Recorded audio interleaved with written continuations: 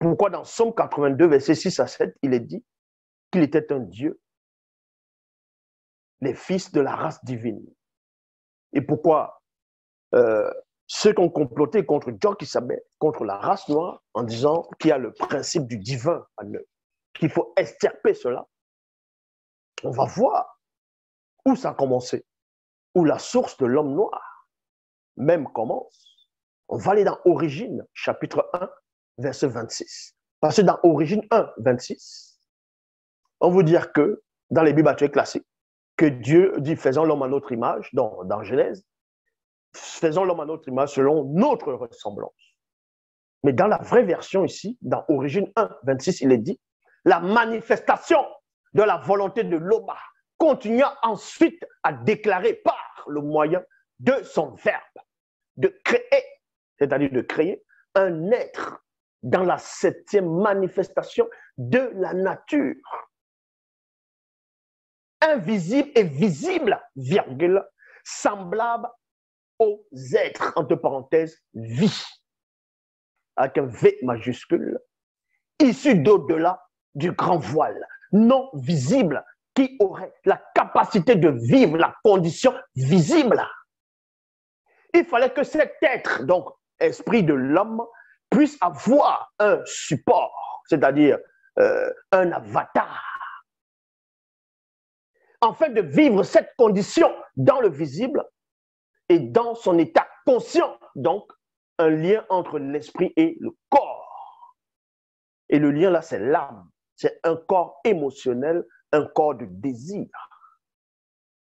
Il serait le seul être visible à pouvoir voir de lui-même les entités du grand ordre des choses en vivant consciemment et librement au milieu de leur présence quand elles apparaîtront dans le visible, c'est-à-dire dimension du lien âme et dimension visible corps physique semi-astral.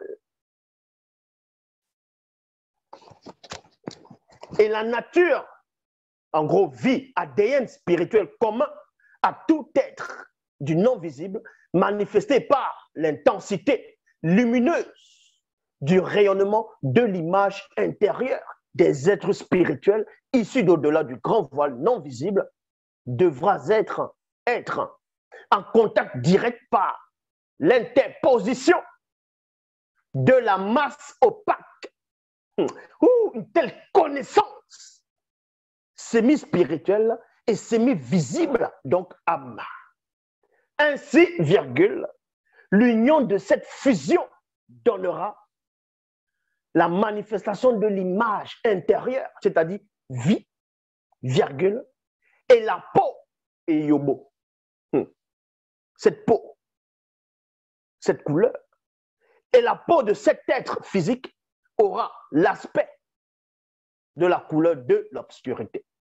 Donc, noir, manifesté de l'ombre réfléchie, des entités du grand ordre, des entités des êtres spirituels d'au-delà du grand voile non visible, afin que puissance collective y tienne universellement l'empire et domine à la fois dans les Bibles classiques, ils disent sur le poisson. Mais la vraie version dit dans le poisson, c'est-à-dire en dominant dans le poisson, on domine dans son moi divin, dans son moi intérieur, dans son esprit, dont tu domines aussi sur après.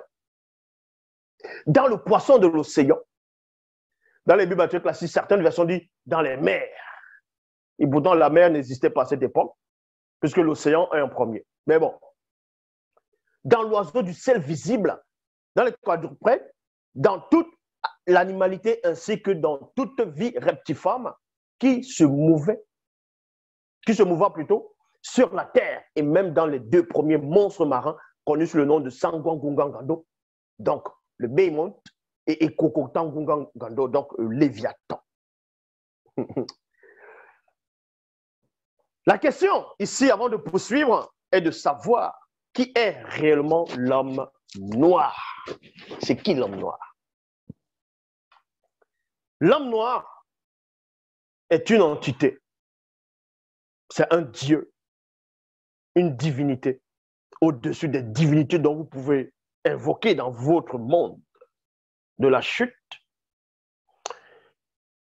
ce qu'on ne vous dit pas dans le livre de la Genèse, dans les autres soi-disant bouquins qui ont été créés au Moyen-Âge, des torchons, dans des religions dites révélées, on ne vous dit pas pourquoi l'homme a été créé.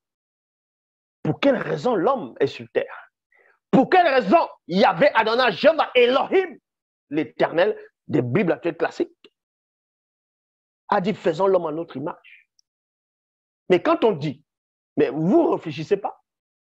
Imagine, vous dites que Dieu, il est là. Certains disent que ah non, il s'adressait à Jésus. Admettons même qu'il s'adressait à Jésus. Il va dire, faisons l'homme à notre image. Ça veut dire que l'homme existait déjà. Est-ce que vous comprenez? Ça veut dire que l'homme existait déjà. Et non, faisons un être qu'on va appeler homme. Il n'a pas dit, faisons un être qu'on va nommer homme, mais faisons l'homme. Le fait de dire, faisons l'homme, c'est-à-dire que la notion de l'homme existait déjà. Mais qui n'était pas encore à l'image de celui qui est en train de dire, faisons.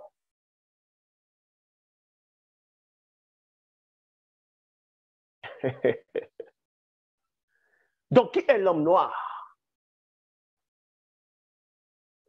Bible vous explique ici que dans la septième manifestation phénoménique, il se manifeste dans le plan visible. Donc, avant de se manifester dans le plan visible, selon même dans les Bibles actuelles classiques, on vous dit, le Seigneur Dieu souffla dans les narines de l'homme et l'homme devint une âme vivante, l'homme devint un être vivant. Mais souffler dans les narines, c'est quoi? Parce qu'ils n'ont pas réussi à capter l'essence même de l'origine de l'homme noir. C'est pour ça qu'ils sont venus écrire des torchons. Dans Origine, chapitre 1, verset 26, vous explique en gros, Bible vous explique ici que l'homme noir, avant de venir dans le plan visible, avant de vivre la condition de la chair, il existait déjà en tant que divinité, en tant qu'être suprême, parmi les divinités, donc les entités du grand ordre des choses. Il a juste connu ce qu'on appelle le dépouillement. Dans l'homme noir, il y avait des hommes, il y a des hommes noirs, mais pas faits de chair et de sang.